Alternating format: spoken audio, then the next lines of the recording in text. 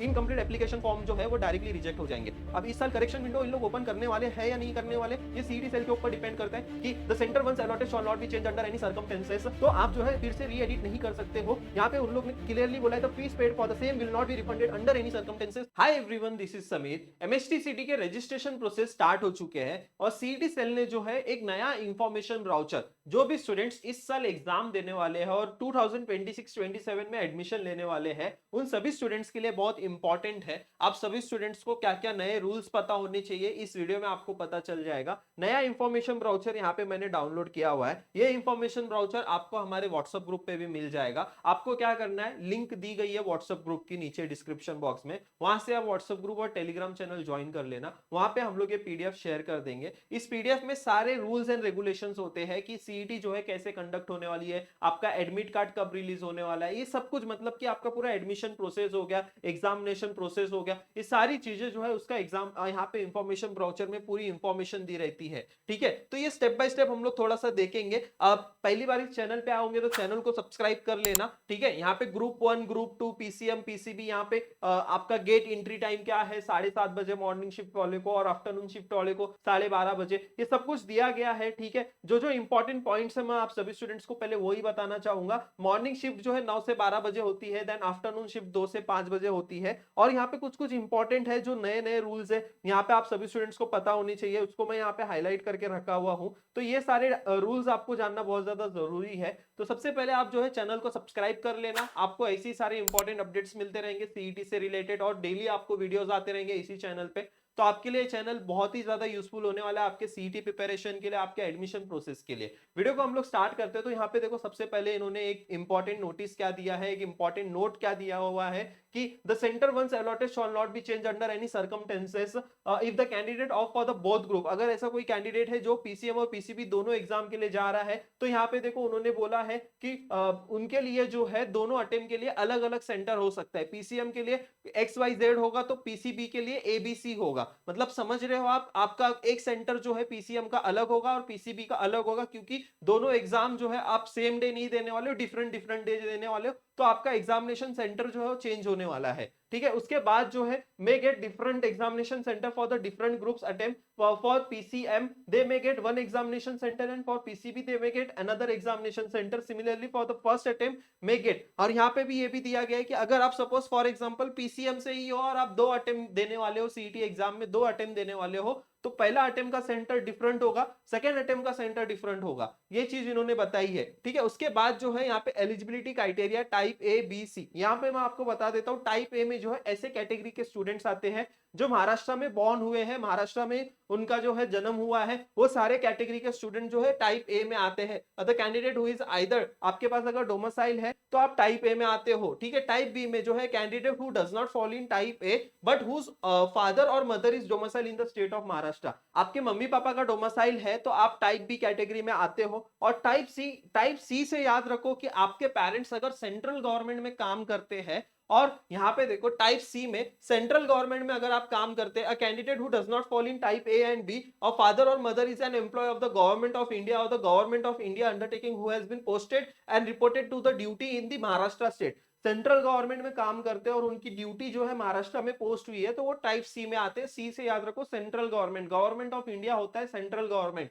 Type D यानी कि state of Maharashtra, मतलब महाराष्ट्र की गवर्नमेंट। अगर देखो यहाँ पे, अगर आप टाइप A B C में नहीं आते हो, फादर और मदर इज एन एम्प्लॉय और the retired employ of the government of Maharashtra. और टाइप ई जो कर्नाटका महाराष्ट्र बॉर्डर में आते, उनकी पूरी एक गांव की लिस्ट होती है, वो गांव सारे एलिजिबल रहेंगे टाइप ई के लिए। तो ये हो गया टाइप कैटेगरी वाला हो गया। अब उसके बाद जो है यहाँ पे इंफॉर्मेशन ब्राउचर में important guidelines for the candidates. तो सबसे पहले आधार डिटेल्स आपको अपडेट कर लेना है। बहुत सारे स्टूडेंट्स ने अपना बायोमेट्रिक अपडेट नहीं किया होगा, तो बायोमेट्रिक में सारी चीजें आप जो है अपना अपडेट कर लेना, डेमोग्राफिक अपडेट कर लेना। फोटो आपका लेटेस्ट होना चाहिए, ऐसा नहीं है कि आपने तीसरी चौथी में आपने आधार कार्ड बनाया था और वही फोटो अभी तक है, तो आपका फोटो भी अपडेट होना चाहिए। अगर नेम में स्पेलिंग मिस्टेक है, यहाँ पे देखो recent photograph, name, date of birth, gender, address, ये सारी चीजें जो है आपका सही होना चाहिए। ठीक है। एज पर दी आधार कार्ड जो है आपकी सारी डॉक्यूमेंट, आपका जो सारा डॉक्यूमेंट्स है वो वेरीफाई होने वाला है as per your 10th marksheet. आपका जो 10th के मार्कशीट पे जैसा नाम है वैसी सेम आधार कार्ड पे भी होना चाहिए। आधार ऑथेंटिकेशन होगा,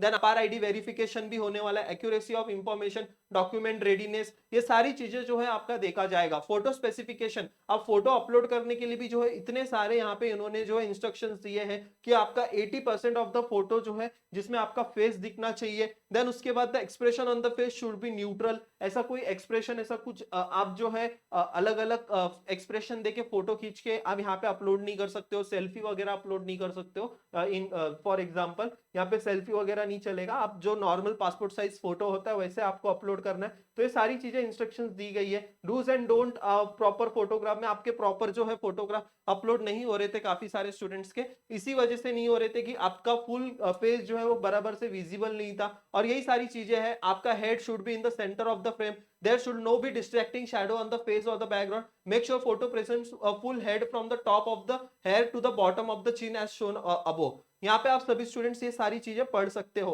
एप्लीकेशन पेमेंट, यहाँ पे देखो अभी सबसे मोस्ट इंपॉर्टेंट, अगर किसी भी कोई भी स्टूडेंट ने जो है फॉर्म फिलिंग में अगर मिस्टेक किया है तो यहाँ पे इन्होंने क्लियरली बोला है। पहले तो यहाँ पे फीस बता देता हूं मैं आपको, जनरल कैटेगरी और आउटसाइड महाराष्ट्र स्टूडेंट्स के लिए, ठीक है। आउटसाइड महाराष्ट्र स्टूडेंट्स और जनरल कैटेगरी के लिए कितना फीस है 1300। और जो भी कैटेगरी वाले स्टूडेंट्स है SC ST VJ और SBC HCBC EWS person with disability orphan, ये सब कैटेगरी वालों के लिए जो है 1000 रुपीज फीस है, ओके। और यहाँ पे जो है सब कुछ दिया गया है, फीस वगैरह सारी चीजें दी गई है। अब यहाँ पे देखो इन्होंने जो है एक इंपॉर्टेंट नोटिस, हर एक इंपॉर्टेंट इंस्ट्रक्शंस क्या दिया गया है, इनकम्प्लीट एप्लीकेशन फॉर्म जो है वो डायरेक्टली रिजेक्ट हो जाएंगे। आपको जो है फॉर्म कंप्लीट होने के बाद चेक करना है आपका फॉर्म सबमिट हुआ है या नहीं हुआ है। आपके जो है मेल आईडी पे, आपके व्हाट्सएप पे जो है आपको आ जाएगा कि आपका फॉर्म जो है सक्सेसफुली सबमिटेड हुआ है। If the candidate done any mistake, अगर कुछ भी मिस्टेक हुई है फॉर्म फिलिंग में तो आप जो है फिर से री एडिट नहीं कर सकते हो। यहाँ पे उन लोग ने क्लियरली बोला है the fees paid for the same will not be refunded under any circumstances.